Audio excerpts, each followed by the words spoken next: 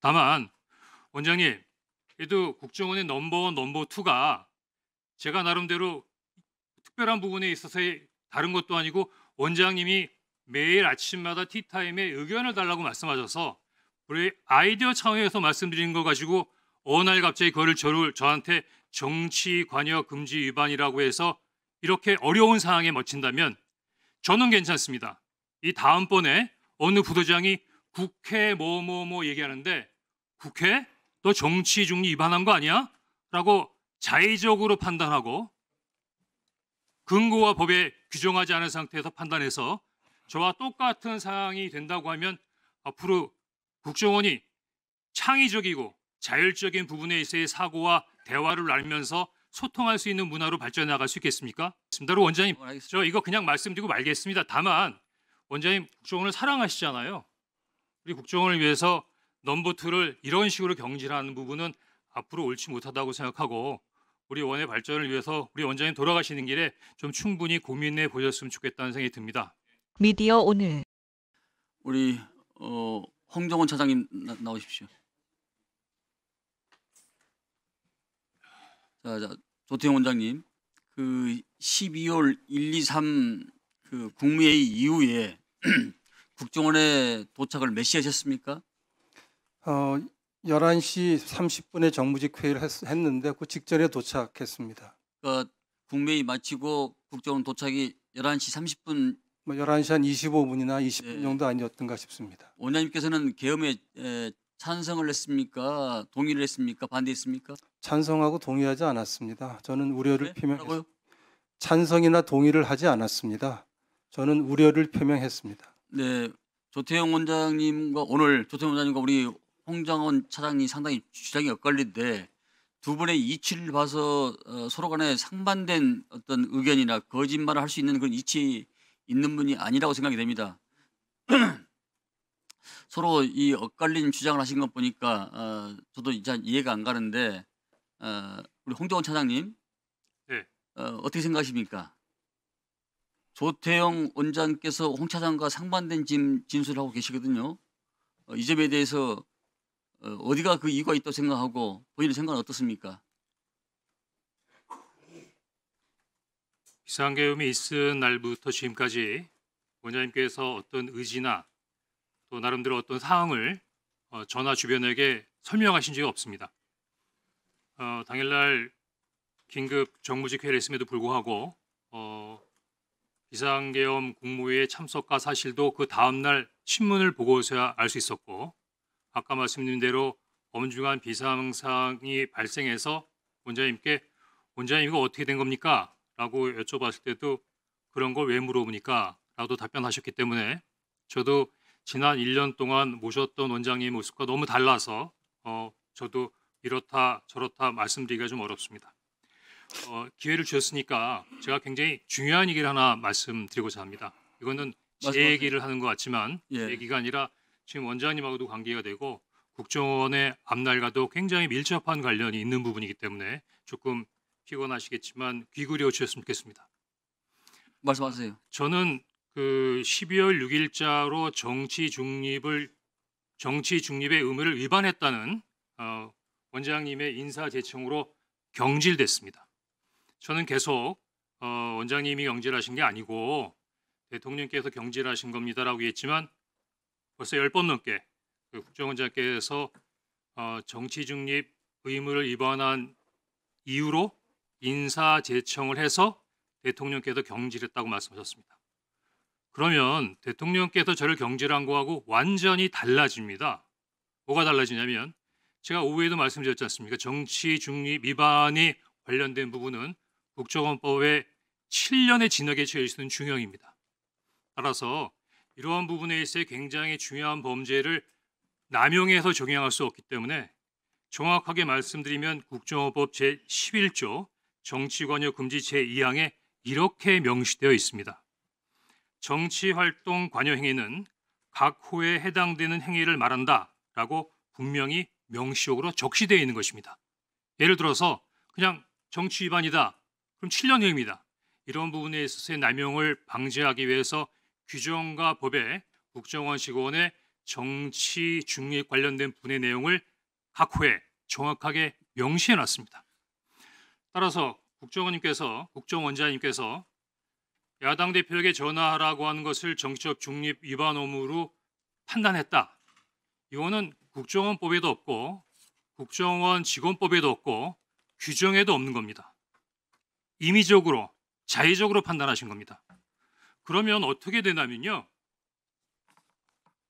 인사제청권자인 국정원장께서 국정원 법과 규정에 근거하지 않은 상태에서 자의적으로 판단하고 인사권자인 대통령에게 건의해서 저를 경질한 겁니다. 그럼 제가 보기에는 국정원장님이 저에 대해서 인사권자에게 허위 보고를 한 것이고 무고입니다. 인사제청권의 남용입니다. 따라서 12월 6일 날 있었던 저에 대한 경질은 원천 무효이고 불법입니다. 위원장님, 저도 좀 하지만 말씀할 수 있게 기회를 좀 꼭 주십시오. 잠깐. 이 부분에 대해서 국정원자를 고발하거나 행정소송을 하거나 하지는 않겠습니다. 다만 원장님, 그래도 국정원의 넘버원, 넘버2가 제가 나름대로 특별한 부분에 있어서의 다른 것도 아니고 원장님이 매일 아침마다 티타임에 의견을 달라고 말씀하셔서 우리 아이디어 차원에서 말씀드린 거 가지고 어느 날 갑자기 그거를 저한테 정치 관여 금지 위반이라고 해서 이렇게 어려운 상황에 멋진다면 저는 괜찮습니다. 이 다음번에 어느 부도장이 국회 뭐뭐뭐 얘기하는데 국회? 너 정치 중립 위반한 거 아니야? 라고 자의적으로 판단하고 근거와 법에 규정하지 않은 상태에서 판단해서 저와 똑같은 상황이 된다고 하면 앞으로 국정원이 창의적이고 자율적인 부분에 있어의 사고와 대화를 나누면서 소통할 수 있는 문화로 발전해 나갈 수 있겠습니까? 저는 원장님께서 아까 조선일보 너 왜 오보라고 그랬냐? 충분히 설명드릴 수 있습니다. 왜 너 혼자만 알고 있었다 그랬는데 나한테 보고했다 그러냐? 충분히 말씀드릴 수 있습니다. 하지만 그런 얘기 하지 않겠습니다. 그리고 원장님, 저 이거 그냥 말씀드리고 말겠습니다. 다만 원장님 국정원을 사랑하시잖아요. 우리 국정원을 위해서 넘버2를 이런 식으로 경질하는 부분은 앞으로 옳지 못하다고 생각하고 우리 원의 발전을 위해서 우리 원장님 돌아가시는 길에 좀 충분히 고민해 보셨으면 좋겠다는 생각이 듭니다. 더구나 제가 국회 정보위에서 이런 얘기를 해서 위원장님, 또 발언 됐습니다. 시간 제한도 안 하십니까? 저한테도 같이 주시겠습니까? 자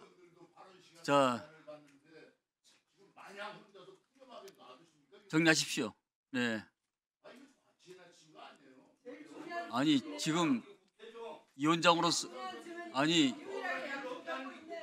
위원장으로 가만히 계세요. 위원장으로서 두 분이서 상반된 의견이 나오기 때문에 제가 지금 마지막 질의를 좀 드리고 있는 겁니다.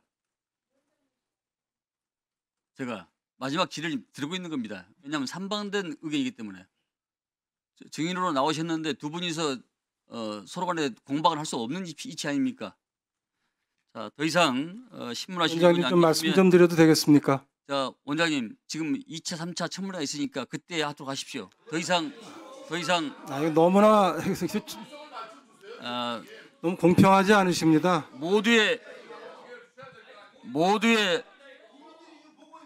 모두의 제가 먼저 말씀 기회를 드리지 않았습니까? 그러면 또 질문에 또 반격하고 또 질문에 또 하고 더 이상 그건 안 됩니다. 네. 위원장님, 저는 1분만 얘기하겠습니다.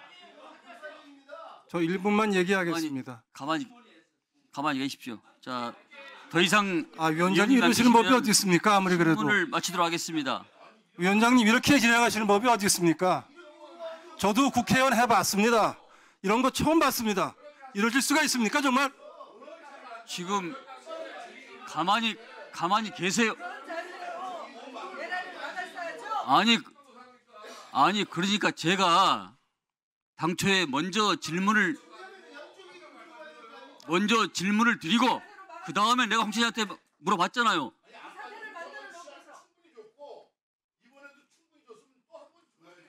제가 충분히 질문을 드렸는데 말씀을 안 하셨잖아요.